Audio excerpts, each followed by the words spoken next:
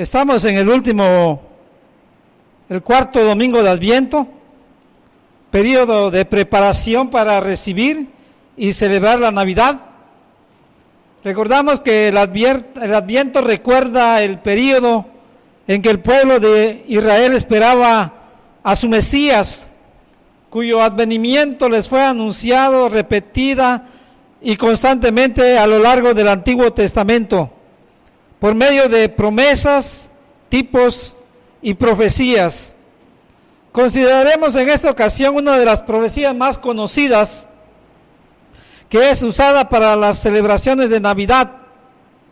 En ella se detalla la personalidad del Mesías, que para nosotros los creyentes del Nuevo Testamento nos parece muy clara, y muchos se preguntan, ¿cómo es que el pueblo de Israel no lo reconoció y no lo recibieron cuando Él vino a este mundo? Algunos hasta dirían que si hubieran vivido en ese tiempo, no habrían actuado como los judíos. No como justificante, pero podemos decir que ellos no contaban con toda la Escritura como lo tenemos nosotros los de la nueva dispensación.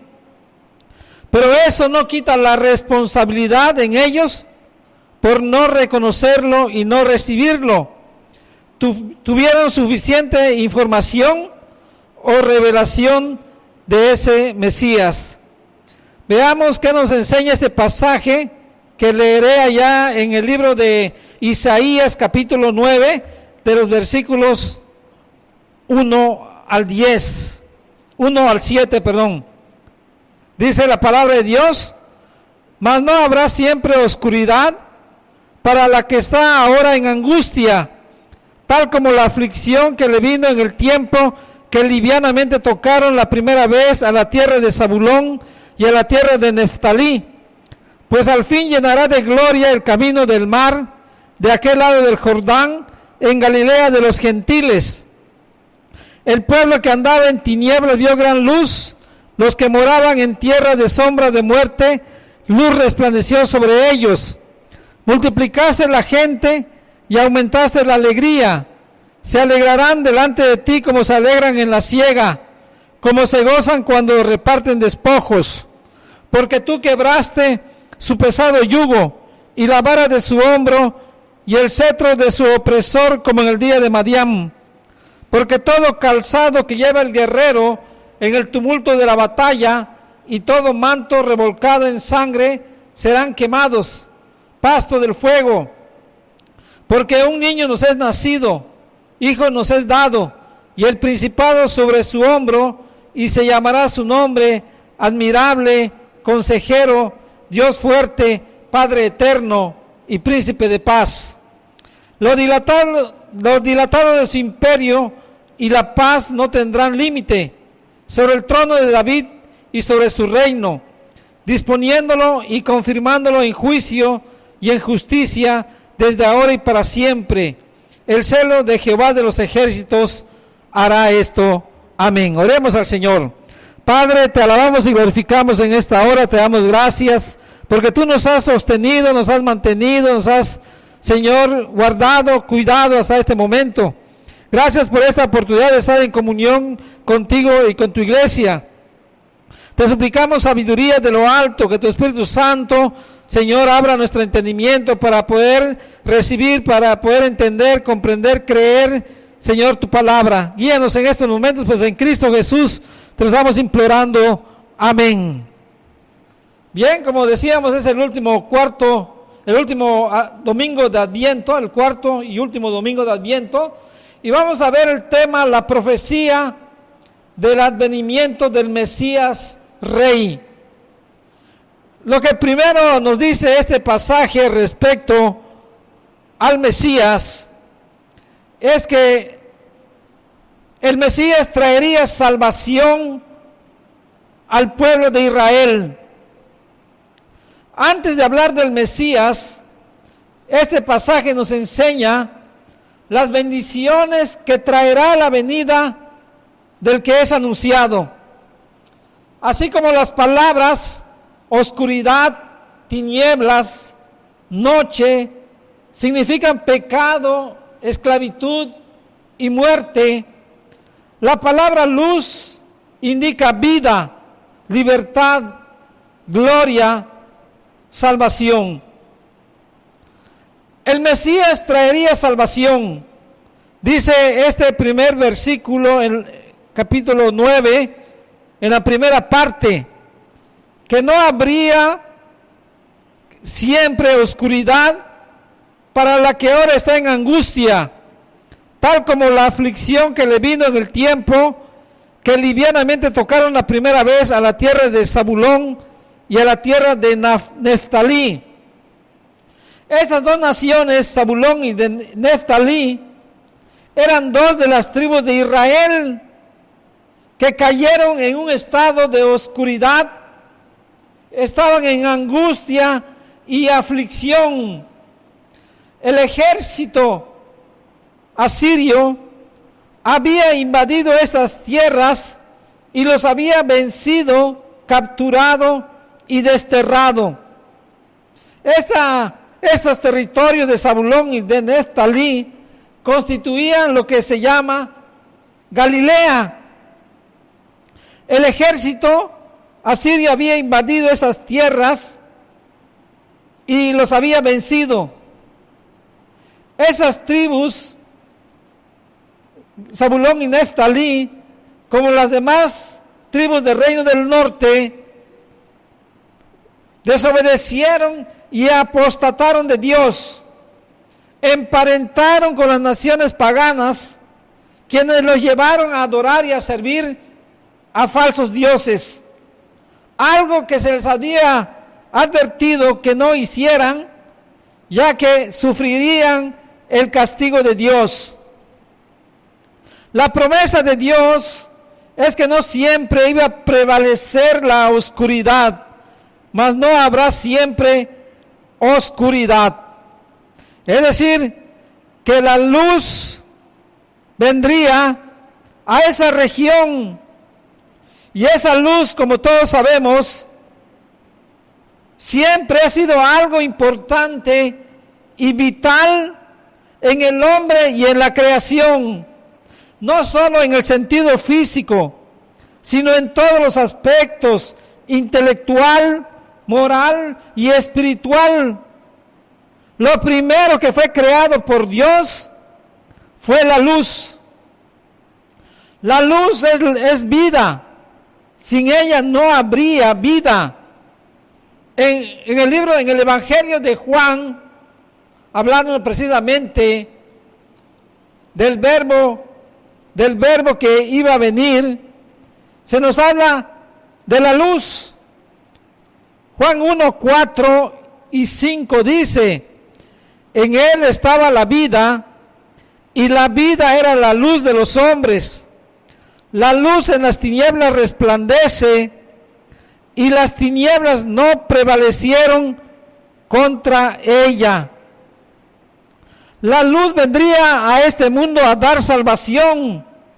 En el versículo 9 también de Juan 1, 9 y 10 dice: aquella luz verdadera que alumbra a todo hombre venía a este mundo.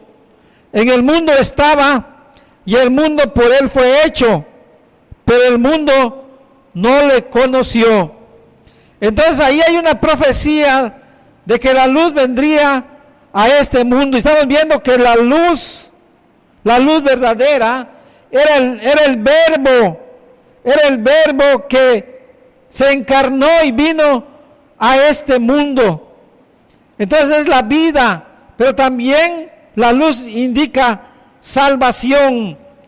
Y eso es lo que estaba prediciendo a través de esta profecía el profeta Isaías. No siempre la oscuridad iba a ser en esos lugares, iba a prevalecer, sino como dice Juan, que la luz disipa las tinieblas.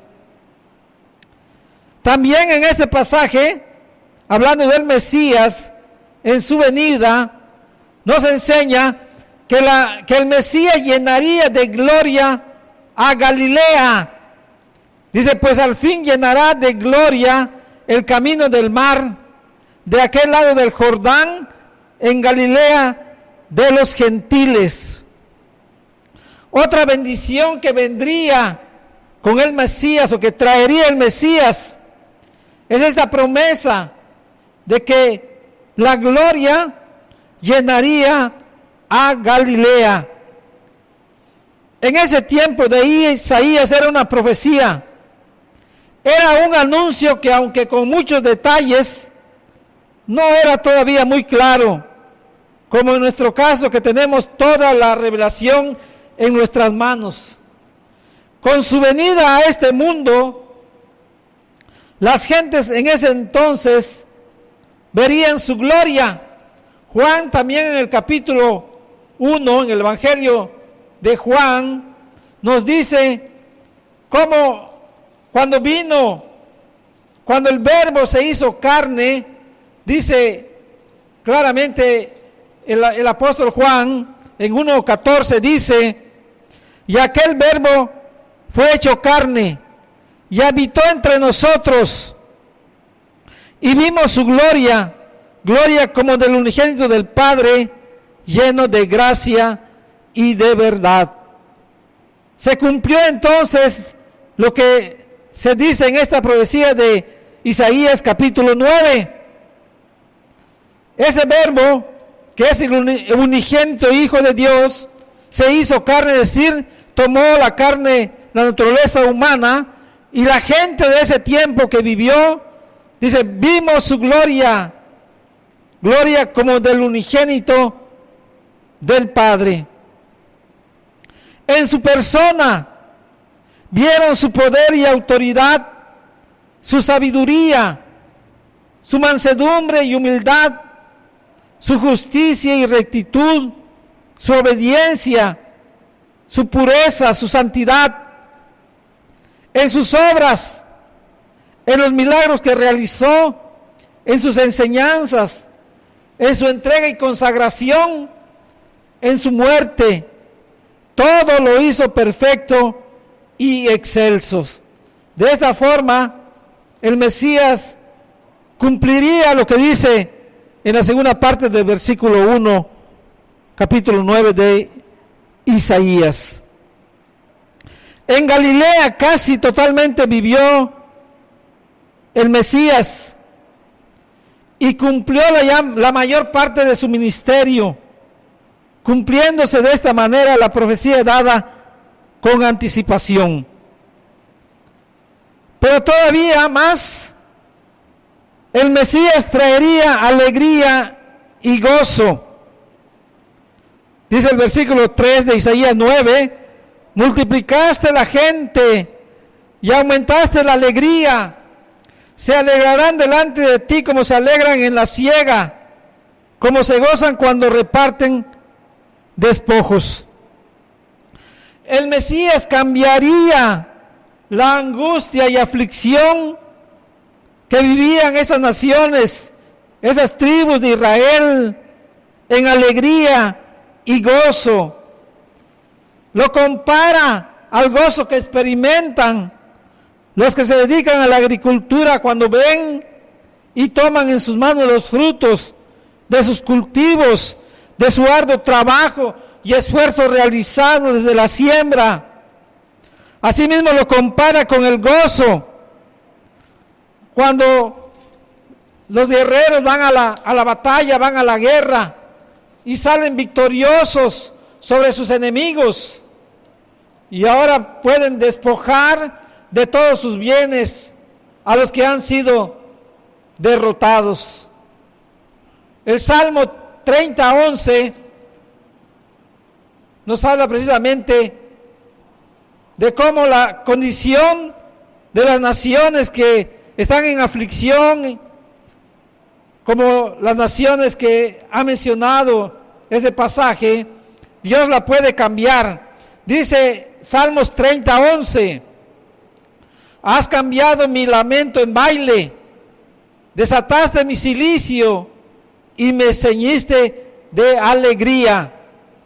También Juan en el capítulo 16 en su Evangelio 16, 20 al 22 nos dice: de cierto os digo, que vosotros lloraréis y lamentaréis, y el mundo se alegrará, pero aunque vosotros estéis tristes, vuestra tristeza se convertirá en gozo.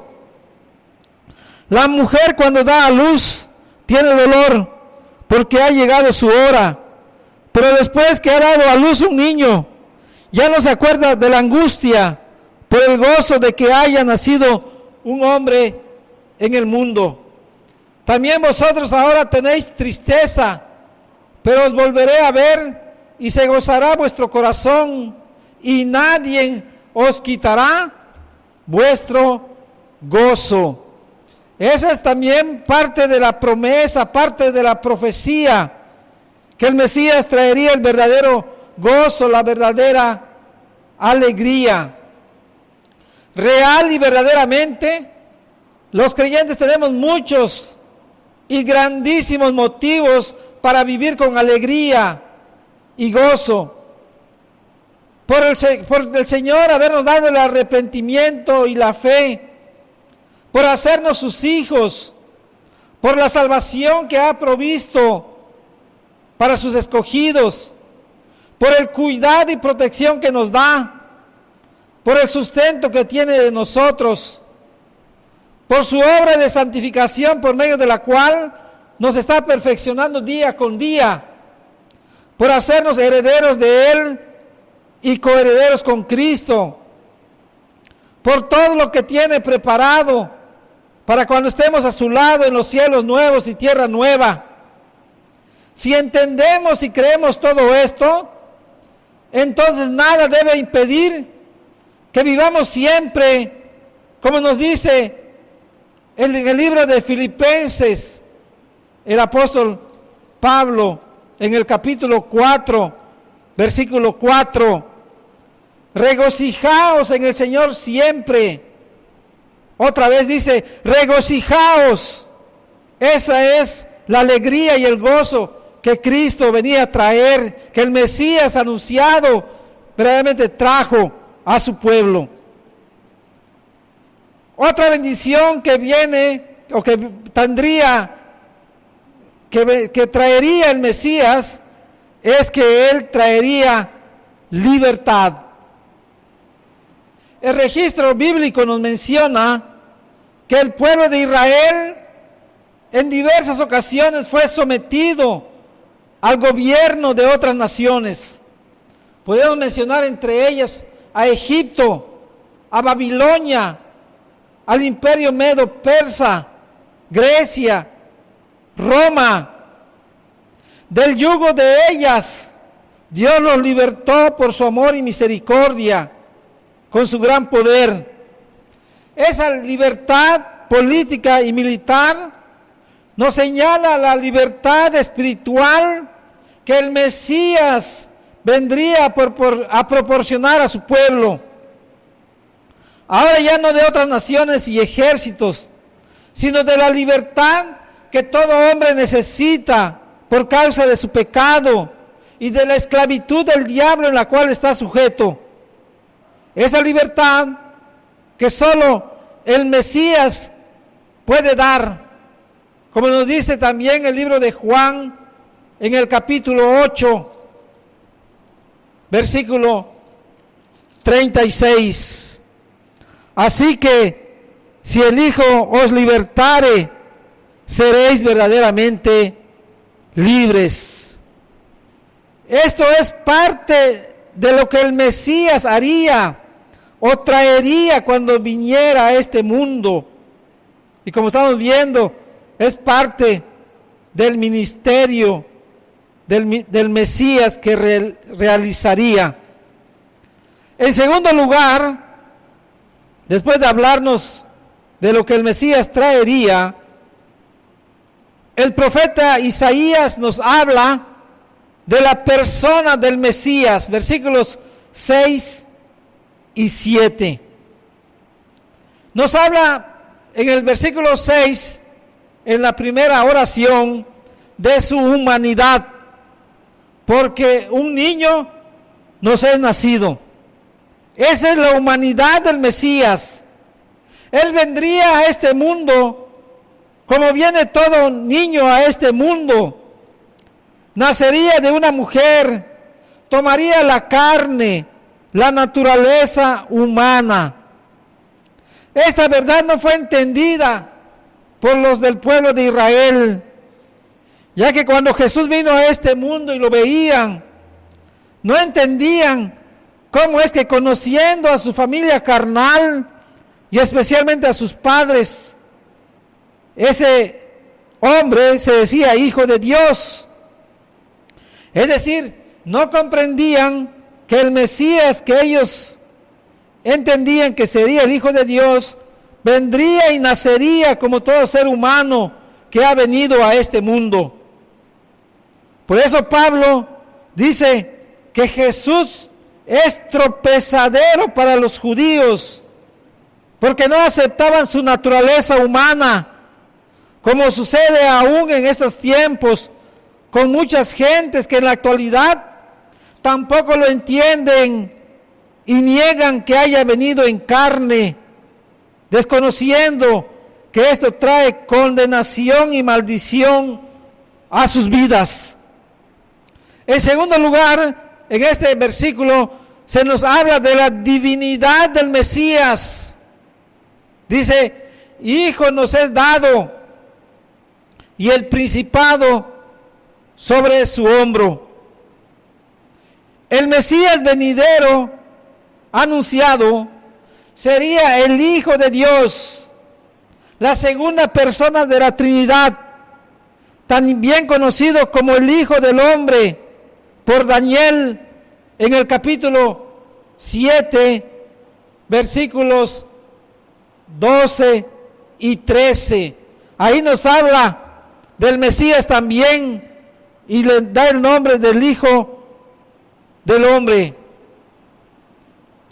Daniel capítulo 7 nos dice: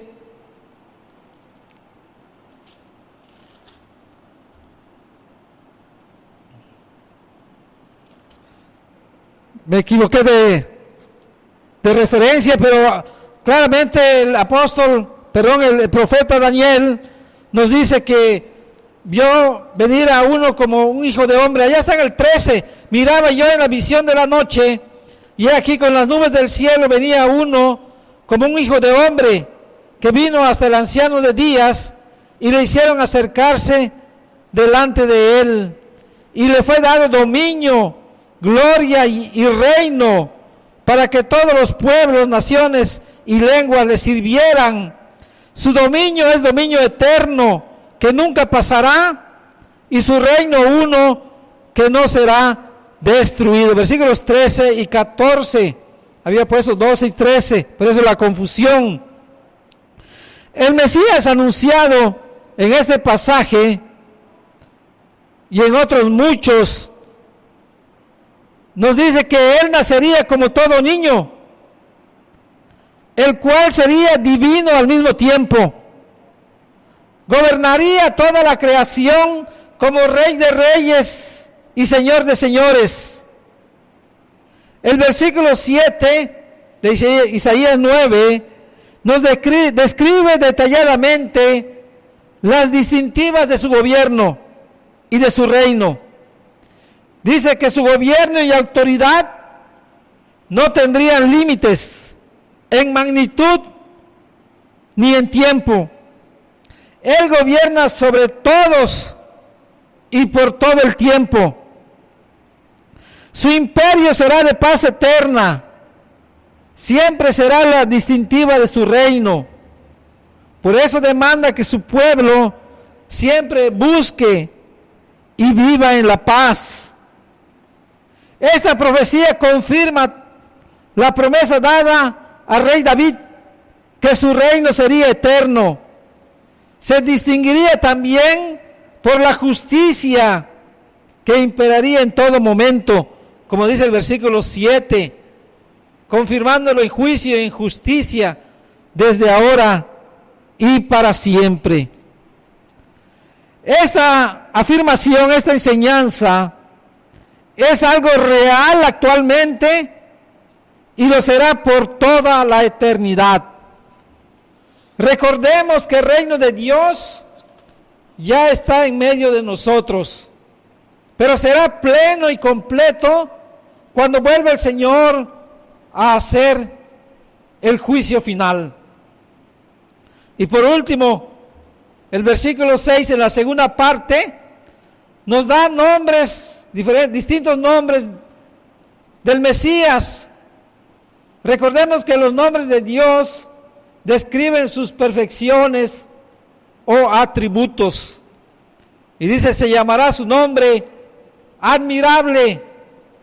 En su persona y obra es verdaderamente admirable, es perfecto, como ya describimos anteriormente. En sus enseñanzas la gente se maravillaba escuchándolas. Los que le escuchaban se admiraban porque enseñaba como quien tiene autoridad y no como los escribas.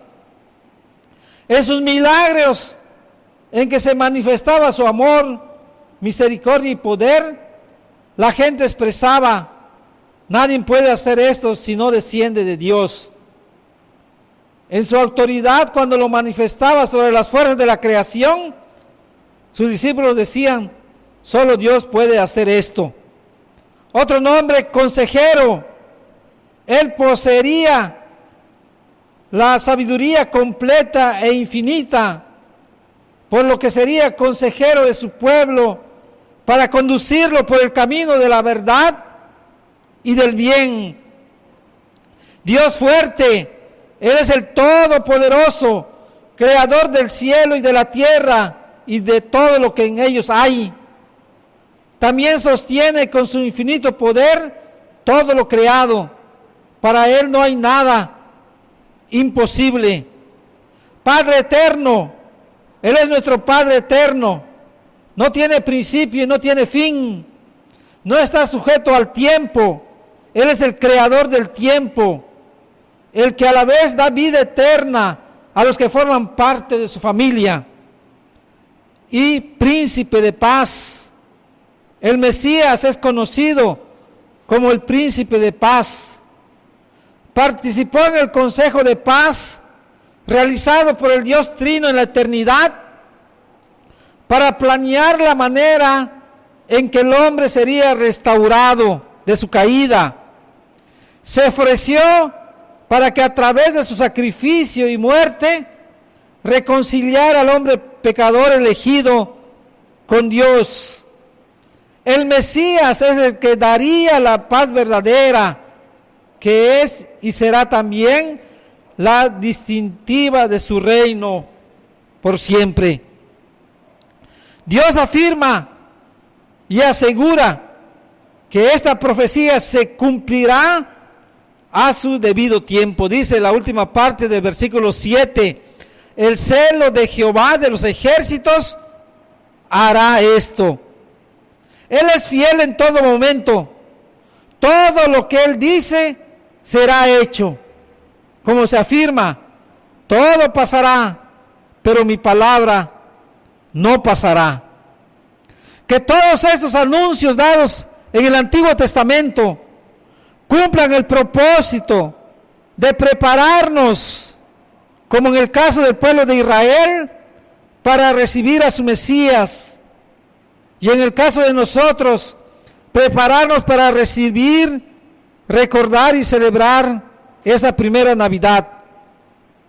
Que a través de las promesas, tipos y profecías podamos conocer al Mesías Rey, no solo de manera intelectual, sino lo conozcamos relacionalmente o experimentalmente. Dice también Juan, la vida eterna es que te conozcan al Dios verdadero y a tu Hijo a quien tú enviaste. Que en esta ocasión podamos orar a Dios, dándole gracias por haber enviado a su Hijo unigénito, quien tomando nuestro cuerpo, se puso en nuestro lugar y así llevó el castigo que nosotros merecíamos, librarnos de la ira venidera. Dios bendiga a su iglesia y bendiga su santa palabra. Amén.